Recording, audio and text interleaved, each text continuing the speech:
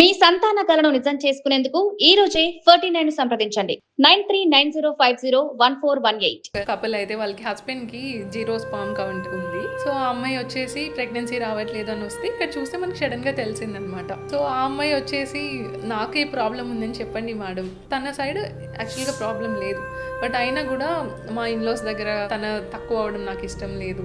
So ఇలా వచ్చి నాది ప్రాబ్లం ఉందని చెప్పండి, దానివల్లనే మేము ట్రీట్మెంట్ తీసుకుంటున్నామని చెప్పండి అని కూడా అంటుంటారు. So women are like that. అమ్మతనం అనేది ఒక వరంగా మహిళలు భావిస్తుంటారు, చాలా మంది అదే భావిస్తూ ఉంటారు.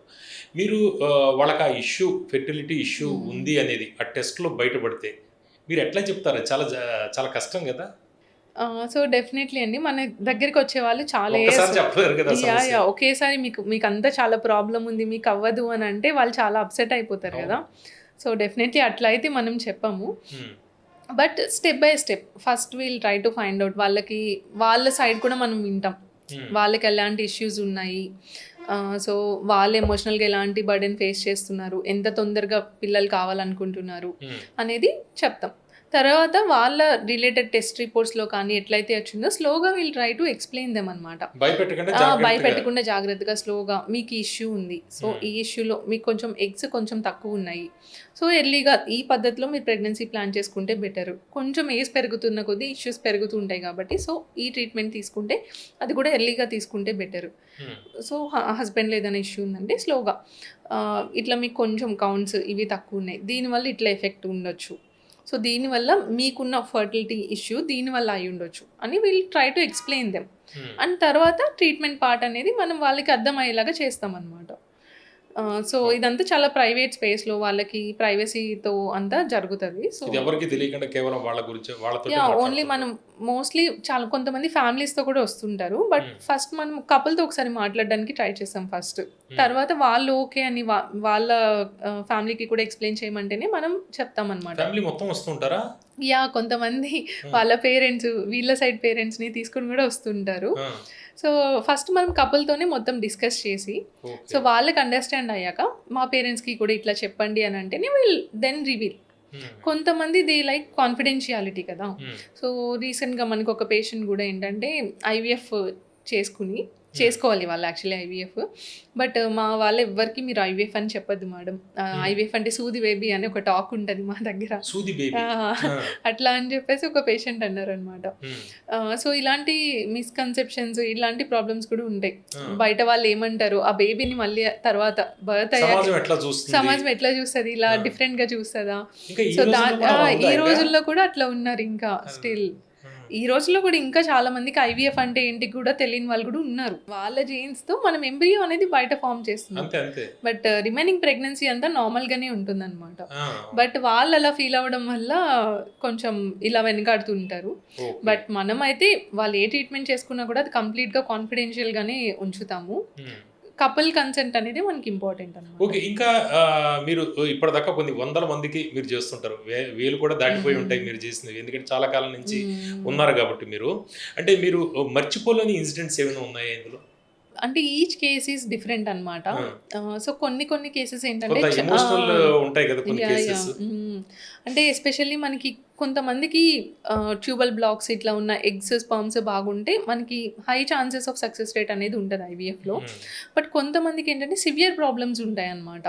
అంటే ఎగ్ రిజర్వ్ బాగా తగ్గిపోవడం కానీ, కొంతమందికి థిన్ ఎండోమెట్రియం అనేది ఉంటుంది, గర్భసంచి యూట్రస్ లైనింగ్లో ప్రాబ్లం అనమాట. సో వీళ్ళకి లోపల థిన్ ఎండోమెట్రియం వల్ల ప్రెగ్నెన్సీ రిపీటెడ్గా ఫెయిల్యూర్ అవ్వడము. కొంతమందికి ఇండియాలో మోస్ట్ కామన్ ఏంటంటే ట్యూబర్క్యులోసిస్ అనేది మీరు వినే ఉంటారు, టీబీ. ఈ టీబీ వల్ల కూడా మనకి ఇన్ఫర్టిలిటీ కాజ్ చేస్తుంది అనమాట.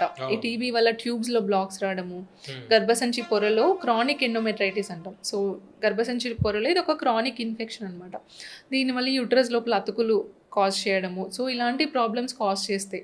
సో ఇలాంటి కేసెస్ ఏంటంటే మనకు కొంచెం డిఫికల్ట్ కేసెస్ అనమాట, వాళ్ళకి ఛాన్సెస్ ఆఫ్ కన్సెప్షన్ అనేది కొంచెం తక్కువ ఉంటుంది. సో ఇలాంటి కేసెస్ డీల్ చేసి వాళ్ళకి ప్రెగ్నెన్సీ వచ్చినప్పుడు మనకి చాలా ఫుల్ఫిల్లింగ్గా అనిపిస్తుంది అనమాట. అండ్ పేషెంట్స్ కూడా వాళ్ళకి మనం ఇచ్చిన హోప్కి they will feel so emotional. So రీసెంట్గా మనం చేసిన ఒక కేసు, వాళ్ళకి థిన్ ఎండోమెట్రియం అనమాట. సో ఓన్లీ 4.5 mm ఎండోమెట్రియం వస్తూ ఉండే. సో వాళ్ళకి మనము హిస్ట్రోస్కోపీ అనే ప్రొసీజర్ ద్వారా ఆ లోపల ఉన్న ప్రాబ్లం అంతా క్లియర్ చేసి, అతుకులు అంటాం, సో అవి క్లియర్ చేసి పిఆర్పి అనేది ఉంటుంది అనమాట మనకి, స్టెమ్ సెల్ ఇది పిఆర్పి కానీ స్టెమ్ సెల్స్ కానీ ఇవన్నీ గ్రోత్ ఫ్యాక్టర్స్, మనం పిఆర్పి చేసాము. సో ఈ పిఆర్పి అనేది చేసింది తర్వాత మనం పొర ఇంక్రీజ్ చేసి తర్వాత ట్రాన్స్ఫర్ చేసినాక షీ కన్సీవ్డ్. సో 10 వీక్స్ అప్పటి వరకు 3rd మంత్ వరకు మనం ఇక్కడ చూస్తుంటాము. So she became so emotional అనమాట. సో వాళ్ళు ఏడ్చి అట్లా చేసినప్పుడు we also feel very emotional for them. So ఇలాంటి మూమెంట్స్ మనం మర్చిపోలేము. We feel so happy. ఇంకేమైనా కేసెస్ అంటే భార్య వచ్చి లేకపోతే భర్త వాళ్ళు టెస్ట్లు చేసుకున్నాక కొంత గోప్యత, వీళ్ళకి ఇలా చెప్పండి, వీళ్ళకి ఎలా చెప్పండి, అలాంటివి కూడా ఏమైనా ఉంటుంటాయా? అలాంటివి కూడా ఉంటాయన్నమాట. సో కొంతమంది వచ్చి అంటే ఒక కపుల్ అయితే వాళ్ళకి హస్బెండ్కి 0 స్పామ్ కౌంట్ ఉంది. సో ఆ అమ్మాయి వచ్చేసి ప్రెగ్నెన్సీ రావట్లేదు అని వస్తే ఇక్కడ చూస్తే మనకి సడన్గా తెలిసిందనమాట. సో ఆ అమ్మాయి వచ్చేసి నాకు ఈ ప్రాబ్లం ఉందని చెప్పండి మేడం, వాళ్ళ ఆమెది కాదు యాక్చువల్గా, హస్బెండ్కి కౌంట్ లేదు, బట్ తిని యంగ్, ఎగ్స్ అన్నీ కూడా బాగున్నాయి. సో తన సైడ్ యాక్చువల్గా ప్రాబ్లం లేదు, బట్ అయినా కూడా మా ఇన్లాస్ దగ్గర తన తక్కువ అవ్వడం నాకు ఇష్టం లేదు. సో ఇలా వచ్చి నాది ప్రాబ్లం ఉందనే చెప్పండి, దానివల్లనే మేము ట్రీట్మెంట్ తీసుకుంటున్నామని చెప్పండి అని కూడా అంటుంటారు. So women are like that. ఇప్పటికీ వాళ్ళంతా సాక్రిఫైసింగ్ మైండ్తో ఉంటున్నారు. సో కొంతమంది ఇట్లా కూడా ఉన్నారనమాట. ఓకే, శ్రీదుర్గ గారు, ఇప్పుడు ఫెర్టినైన్లో ఎటువంటి అడ్వాన్స్ ట్రీట్మెంట్స్ ఉన్నాయి? సో మనకి వచ్చేసి 39లో main thing patient based approach ఉంటుంది. అంటే కేస్ టు కేస్ బేసిస్ అనమాట. Advanced treatment protocols, individualized treatment protocols ఉంటాయి. అంటే పేషెంట్కి ఏ ప్రాబ్లం ఉందో దాన్ని బట్టి మనం ప్రోటోకాల్ అనేది ఆప్టిమైజ్ చేసి చేస్తాము. సో అది one thing. And we have very advanced IVF lab అనమాట.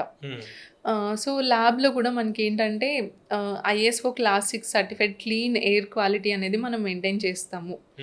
అండ్ మనకి వచ్చేసి advanced equipment, electronic witnessing system అనేది మనకు ఉంది మన ల్యాబ్లో. దీన్ని మనం RI విట్నెస్ సిస్టమ్ అంటాం అనమాట.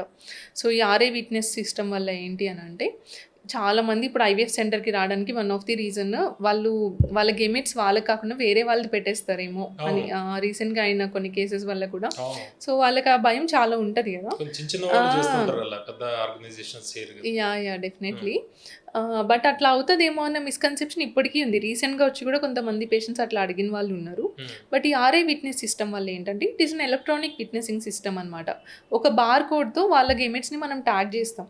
సో ఆ బార్ కోడ్ చిప్ పెట్టినప్పుడే వాళ్ళ గేమెట్స్ అనేవి మన ల్యాబ్లో ఓపెన్ అవ్వడం జరుగుతుంది. సో అప్పుడే ఓపెన్ అవుతాయి. వాళ్ళది మాత్రమే వన్ టైమే వాళ్ళ గేమెట్స్ హ్యాండిల్ చేయడం జరుగుతుంది. కాబట్టి మిస్ మ్యాచ్ అనేది 100% ఛాన్స్ లేదనమాట. So not even human error కూడా ఉండే ఛాన్స్ లేదు. సో మల్టిపుల్ కేసెస్ అయినప్పుడు మల్టిపుల్ గేమెట్స్ హ్యాండిల్ చేస్తారు కదా.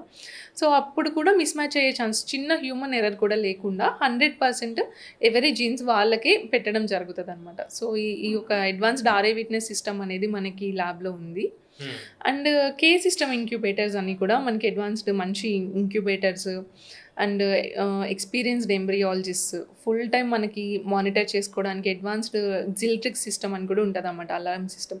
సో ఏదైనా ఎయిర్ క్వాలిటీ చేంజ్ అయినా కానీ, టెంపరేచర్ చేంజెస్ అయినా కానీ, ఇవన్నీ చేంజ్ అయినప్పుడు అది ఇమీడియట్గా డిటెక్ట్ చేసేస్తుంది అనమాట. International standard.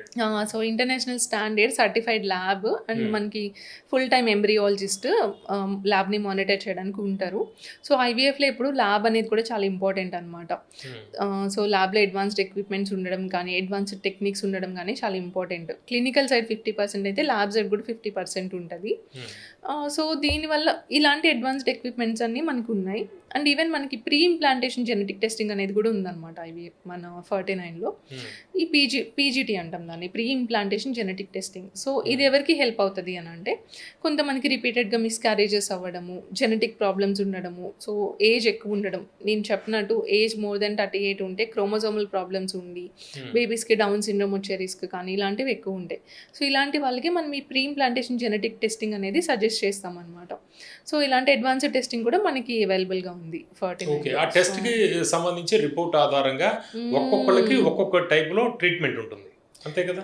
ఈ పీజీటీ అనేది అందరికీ సజెస్ట్ చేయము, వెరీ ఫ్యూ పీపుల్, అంటే ఇలాంటి నేను చెప్పిన ప్రాబ్లమ్స్, అంటే కేసు టు కేసు ఒక్కొక్కరికి ఒక్కొక్కలాగా ఉంటుంది. Even that kind of advanced treatment, genetic disorders diagnose చేసి ఆ జెనెటికలీ నార్మల్ ఉన్న ఎంబ్రియోని ట్రాన్స్ఫర్ చేయడము, సో ఇలాంటి ట్రీట్మెంట్ ఆప్షన్స్ అన్ని మనకి అవైలబుల్గా ఉన్నాయి.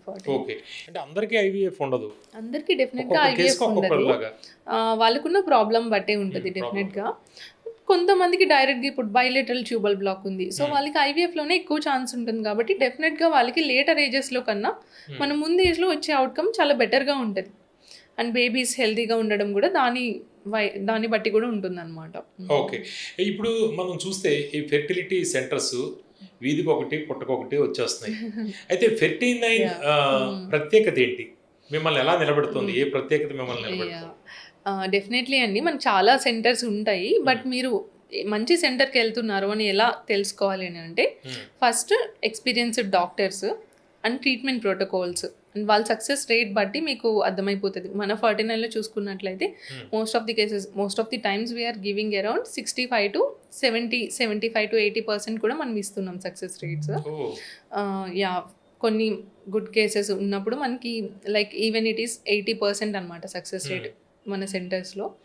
సో అదొకటి. అండ్ ఇండివిజువలైజ్డ్ ట్రీట్మెంట్ ప్రోటోకాల్స్ నేను చెప్పినట్టు, సో పేషెంట్కి తగ్గట్టు అడ్వాన్స్డ్ ట్రీట్మెంట్ ప్రోటోకాల్స్ చేయడం కానీ, అండ్ మెయిన్ థింగ్ వచ్చేసి మనకి ల్యాబ్లో ఉన్న అడ్వాన్స్డ్ ఎక్విప్మెంట్, వీటి వల్ల మనం we are able to deliver better success rates basically.